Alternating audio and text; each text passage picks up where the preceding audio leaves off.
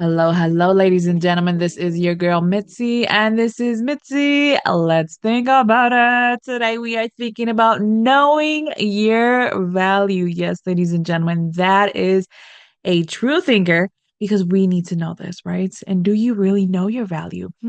See, thinker, thinker. So, with that being said, I have Roland here who's going to help us really think about this in a way so that it can resonate with us and that we can continue on thinking about it, right? So, thank you so much, Roland, for sharing your time, your perspective with me. I greatly appreciate it. Let's dive right in, right? What Okay. does knowing your value make you think about? It makes me think about a game changer and the importance of it. Uh, Not very well modeled in society, but here's a quote that I give people a lot is when others see your value, you're advantaged. But when you see your value, you're unshakable. And I think that's so much like, hey, we may have grown up with parents or peers, other people that helped us see our value, but maybe not as well. Like Oprah, she was subjected to abuse for a lot of her youth, and she said, "You won't know your value until somebody tells you about it." And for her, it was her fourth grade teacher, Mrs. Yeah. Duncan, and that's a fantastic story. But I love it because when we can see our value, not me telling you about your value, but you telling you about your value, that's when the unshakable happens. Absolutely. And I think that's something like you pointed out earlier that they don't teach you in society. You know what I mean? They don't tell you how to recognize your own value. They just say live to your full potential. But when you tell that to a kid that's in fourth grade, what is my full potential? How do I even know what I am potential of when I'm subjected to so much negative or toxicity or whatever it is that you're experiencing at a young age? It's hard to recognize your value when people maybe throwing negative words at you, causing you to have doubt, causing you to have disbelief in your intelligence, in who you are as a human being. And it's very hard to just tap into knowing your value. And I think this is important because any age really needs to understand your value because, like you said, it's like if you don't know it, but other people can see it, it's not going to do you any benefit. It's not going to do you any good because you're not going to step into all that you are. You know what I mean? You're going to always have that resistance. But when you step into it, you will start creating movements or direction or a path where there was no path. You know what I mean? And then you will be a trend setter and things of that nature. So I think this is something great. And so I have to ask you, when did you realize your value? I think maybe a few years ago, I did something that just really kind of at first it looked like an insane mistake thing to do. I quit my job. My wife was working. Okay. I bought a house at auction because I saw some stuff on YouTube that I thought was just going to be great. You know, it's like, oh my goodness, this is the craziest thing I ever did. But and typically I would just like stick my head in the sand, let somebody else take care of it. But I had responsibilities, and it just I think then it just kind of dawned on me. I'm the one that's responsible for getting past this tough spot. And Yeah. somehow for me, that just set that I have value and capacity. I learned to network. I learned to like come alive, Yeah. and that was a big game changer for me. Yeah, absolutely. I think that's a great thing when you have to step into the unknown. That's when you really step into your value.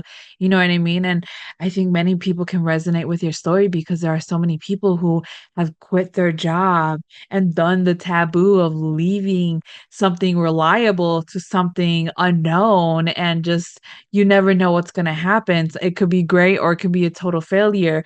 But when it's great, oh my goodness, it is an amazing feeling, I bet, right? Yes, yeah, and the other thing too, I think I started to think about other people as well, and to like Oh, the yeah. negative messages that come through society, and started seeing other people like that I networked with or my family, and seeing that people what's missing there, the message of people's value is just it's not there, and I started trying to help people or wanting to help people see their value as I seen it. Like my kids probably it was another thing when kids came into the picture. It's like these kids are amazing, and sometimes they don't see it, but for me, I saw it, and I wanted to convey that message. And when I just Yeah. started talking to people, I the conversations came easy, and it's like people thought about this a lot, but they never talk about it so much. But then just how to convey to people that they have tremendous value. It's off the charts. And again, helping people, not because I said that, but because they see it themselves.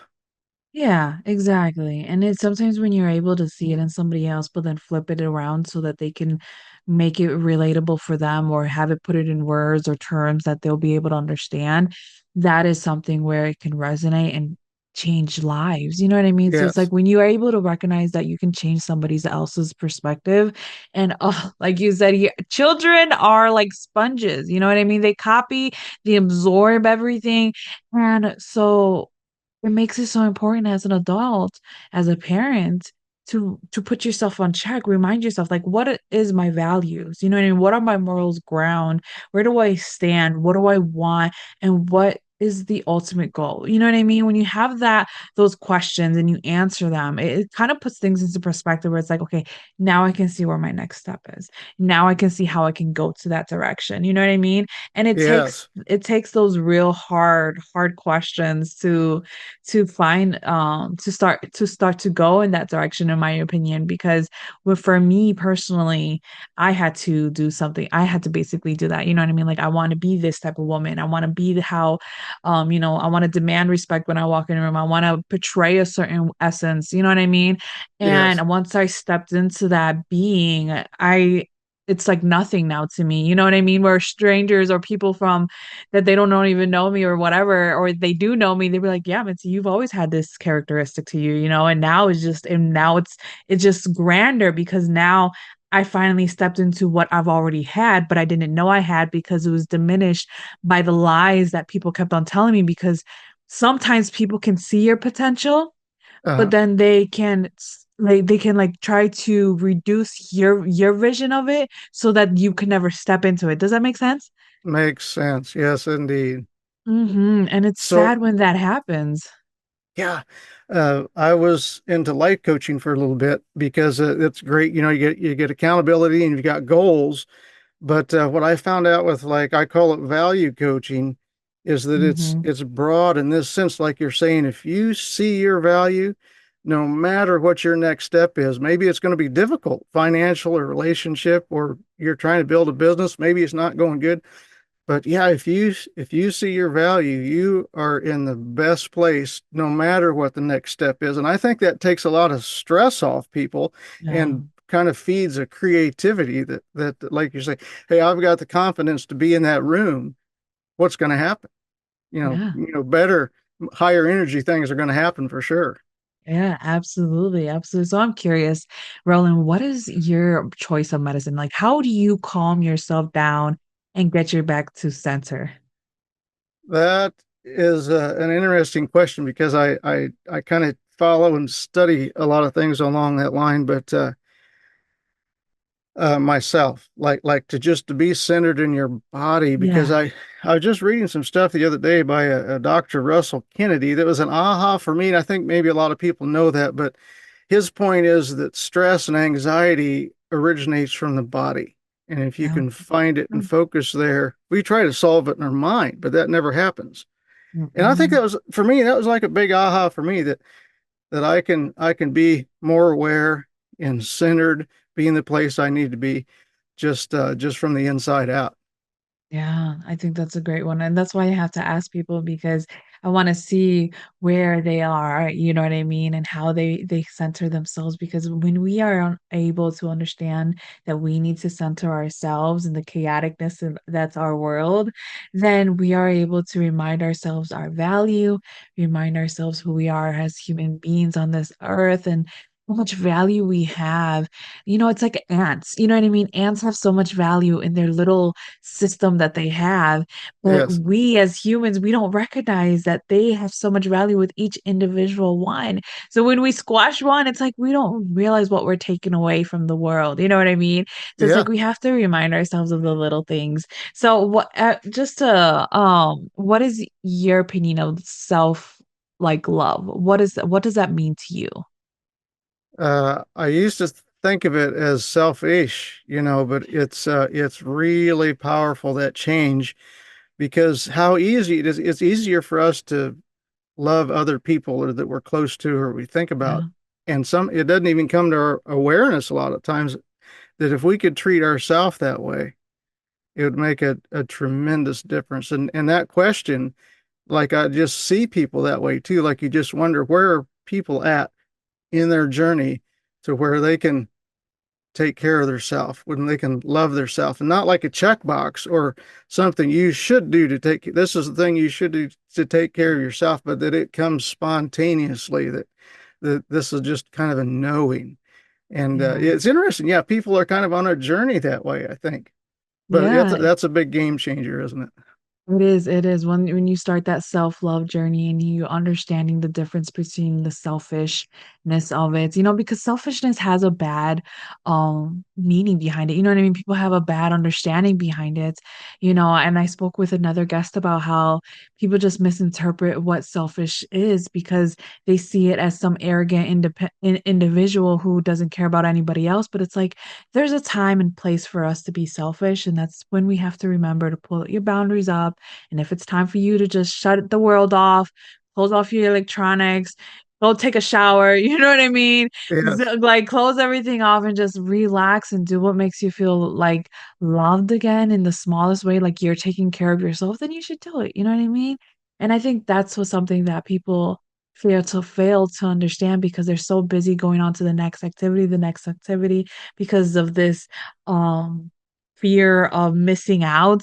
But it's like you're not missing out on anything because the world recycles itself in okay, such a way that it's gonna be yeah, like it'll come back around. Just give it time. You go back around the next cycle. yeah, yes. So, what do you consider a pet peeve in your life?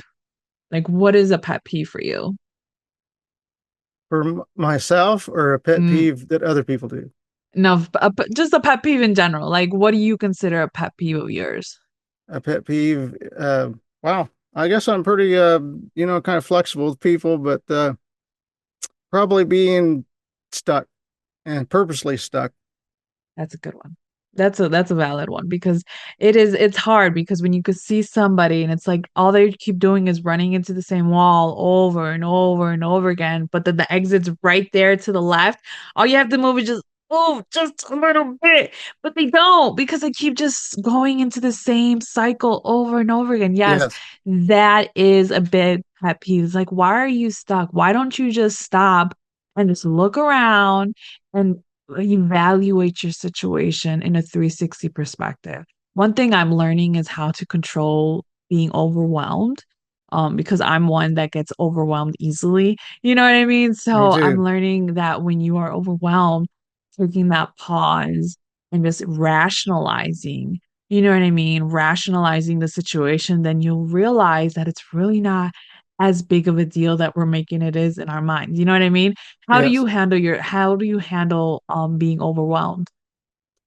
Um, Back to that center thing, but I think a lot of it is just that big picture perspective. And I say that thing about being stuck with grace because I was so there too. But then the freedom on the other side of that, and the other thing is, I used to think I could do everything myself, right? I had to do everything myself. I don't know if it's a guy thing or it was a mindset that was like such a dead end. But then when I learned to network and ask for help, that tapped me into so many other people and resources. So Yeah. I think that thing about overwhelm, if I can just get that big picture and then maybe just listen to a podcast or meditate or get outside Yeah. of where I need to do everything myself, because that's just a weak resource of one that isn't doing me any good. Oh, I So, love that last statement. It's a weak resource of one. Oh my goodness, that is deep within itself because we don't realize that we're only using one resource when there's millions out there. Oh my goodness, Yes, yes. that is a great way to think about that. And I think that really does tie into just knowing your values and just remembering that in your heart, like you said earlier, like you already know deep down inside, just continue to lean towards that urge or that desire, that curiosity of more within you. And I think you can start developing this knowing of who you are, that self-awareness, and then accountability, like you were talking about, having those two along together, plus honorability to honor your emotions and still do things that you made promises to. That's the Yes, key thing. You know what I mean? That's the yes. most definitely key thing as well, because you can be accountable for your emotions, but it doesn't mean you're always going to be accountable for your actions. And that is when things get sticky. So, in your, Yeah. I noticed that time is catching up to us. What can be some lasting words of wisdom that you can leave us off with to keep on thinking? In a workshop I do, I help people see their value like on a scale of 1 to 10, like a Okay. doctor's pain scale. Okay. And we Okay. think just become aware of your number. I think on average, I'm an 8 or a 6. The truth is, you are a 10, I'm a 10, she's a 10, that other person's a 10. Yep. And if we can keep that 10, hey, I've got tough days. I've got days that I struggle with that stuff. I sit myself down and keep my eye on that 10, and I see things different. I see other people different. I see the next step different. So that's kind of where I am with that. That's helped me so much. Oh, absolutely. It's reminding ourselves that we already whole. Absolutely. And reminding ourselves that, we do have our bad days. And not every day is going to be great, No. but hey, you are still great in that day despite whatever that's going on. And I think that is a great thing, a reminder that scale system. Still a 10. I'm a 10. Yes. 10. And Yes. just scream it out, ladies and gentlemen. I'm a 10. I'm gonna start doing that now. Watch me. Oh my goodness, my husband's gonna go crazy. I'm just gonna any type of doubt that's gonna come in. I'm a 10. I'm good. And Roland said so. Uh, that's funny. Yeah, Oh, that's so exactly. funny. Oh, ladies and gentlemen, if you guys want to know more about Roland, because how could you not with this conversation, please check him out. I have his website on mine. If you're already here on the website, go check him out. Click right under his photo so that you can continue on thinking. So, with that being said, bye.